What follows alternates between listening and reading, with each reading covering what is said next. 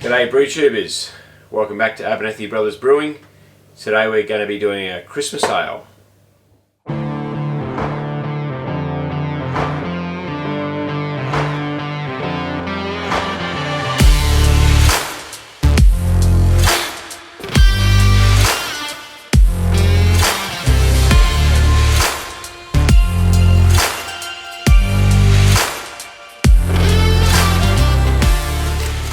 For the Christmas ale this year, we're going to do a starter. Last year the gravity of Bad Santa was about 1056, I believe was the OG. We're bumping that up quite a bit this year. We want to wind up with about a 7.5-7% beer, so I am making a starter.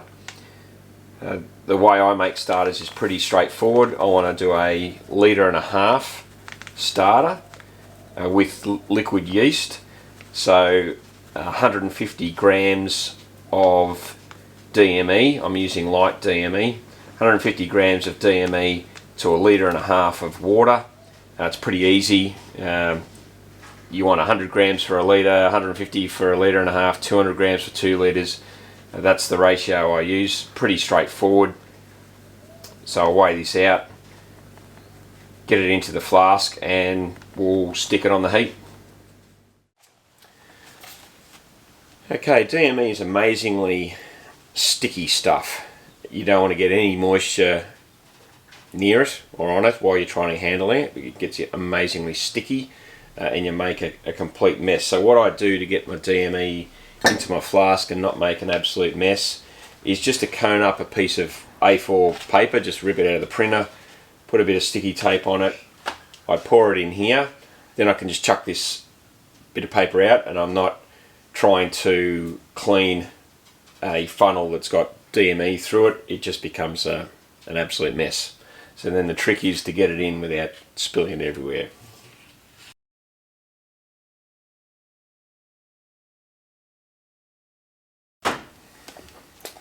Piece of cake. Okay, now that I've got the DME into the flask, I'll fill the water up to 1.5 litres and stick it on the heat.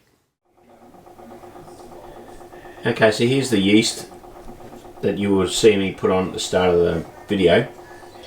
This has been going for about 1.5 days now. You can see there it's 22 degrees, probably a touch above what I'd prefer, but that just happens to be how warm the laundry is. You can see from the colour of the yeast that that's a pretty healthy starter. 1.5 litres, I'm going to pitch the whole lot.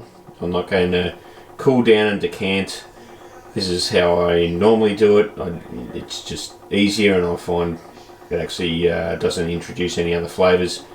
So that looks pretty healthy to me. We're going to be pitching that whole lot once we get it into the fermenter. Okay, as I said in the intro, we're doing a Christmas ale. This has got quite a few malts in it. I'll go through the grist bill in a moment. We are going to be pushing it up to over 7.5% ABV. It's going to be a 8 kilo grain bill. First time I've done anywhere near that volume, so it's going to be interesting. So let's go in.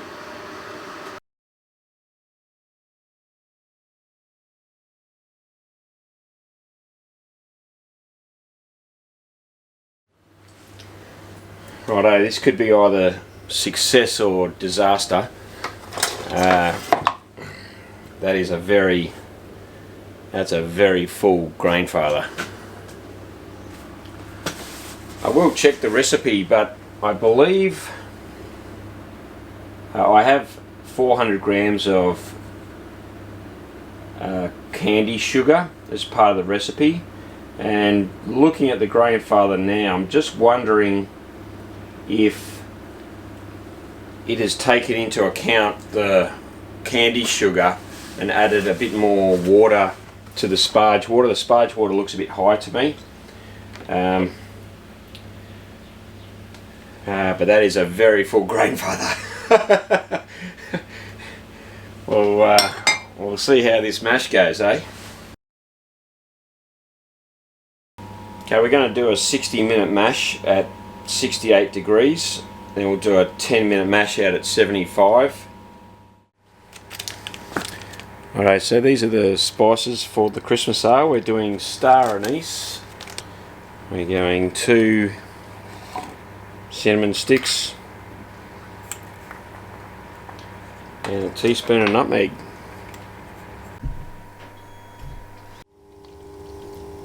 Okay, I have to say it's managed the grain bill very well, really. The water level is quite high. I do believe there's an extra litre in, a litre or half a litre in, because it's trying to account for the syrup that I'll be putting in the boil. But apart from maybe having a half a litre more mash water than required, it's going pretty well. Got a couple of more minutes for the mash before the mash out. I've got the additions all laid out here ready to go. The 70-minute and the 15-minute Challenger with the 2-minute or almost flame out really East Kent Goldings. I've got the herbs, spices I should say, that I measured out earlier. This is some orange powder. Last year we were wondering, just had something and needed something else, a little bit of a kick. So we've gone with to add some orange powder and yeast, nutrient and wellflock, which constitutes the 15-minute addition. Now the end of the mash, and you can see she is one full Grainfather.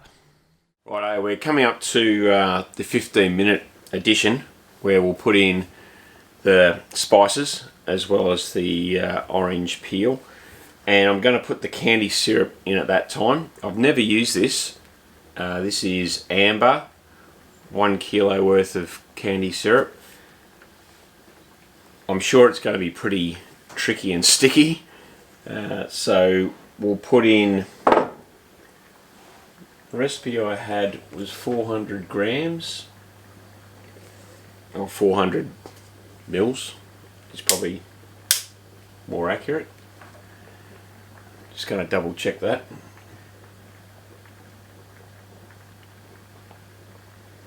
Candy syrup, well, it does say 400 grams. Specific gravity would have to be more than 1. Let's weigh it, see what it is.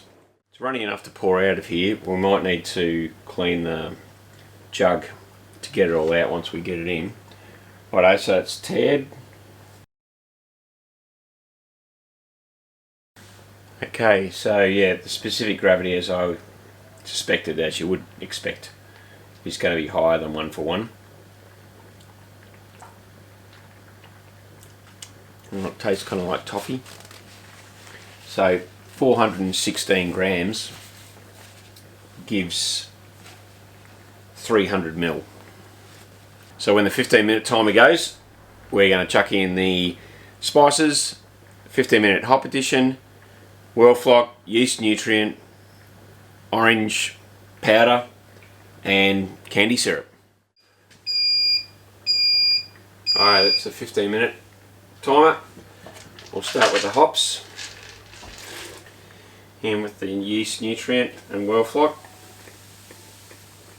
I'm not a fan of that smell, so don't put your nose over that when it happens. Here's the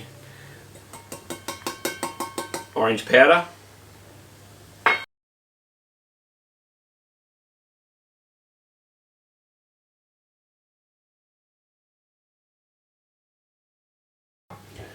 And the last addition is the spices. You can smell those almost straight away. The cinnamon and that star anise is something else. I used my paddle just to scrape down the side of the filter, just pulling away some of the hop matter, and well, you saw all the spices and whatnot that was in there as well, so it has clogged up the filter a little bit, but I've scraped it away. It seems to be transferring at a decent pace. Righto, so here is the Chrissy beer. You're going to you're going to see the light in that. Let's see. You can probably see up there it's got a beautiful red hue to it. It's probably a bit more amber actually in real life compared to on the screen. Good head. I poured this beer a little while ago, so it has backed off a bit. But you can certainly, you can certainly smell those spices. It hasn't diminished anything over the period. In fact, it might have even got stronger. In the end, the efficiency of my brew was down, so it only ended up being a 6.8%, which was a bit disappointing. I have heard with very large grain bills like the one we used, your efficiency can suffer, and that certainly was the case here. Next year I might reduce the grain and increase the amount of candy syrup we add to see if that'll do the trick. So what does it taste like?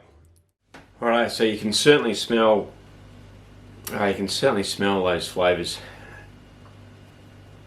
I'm not picking up as much of the orange either, I have to admit. It's only very subtle. So together with increasing the candy syrup, reducing the grain bill, I think I'd up the orange powder as well.